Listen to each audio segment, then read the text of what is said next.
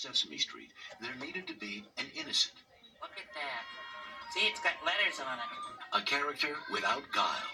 His was a child's voice that came from the beak of an 8-foot 2-inch bird.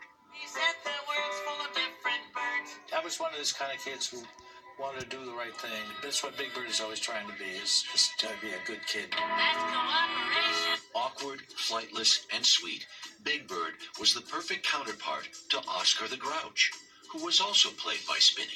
Oscar's kind of cool. It's fun to play somebody very different than oneself. On the other hand, Big Bird is my kid. In some ways, I love him best. Big Bird brought him all over the world, opened his mind, and nurtured his soul.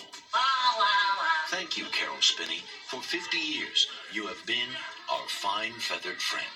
Rest in peace, baby. NBC News, New York.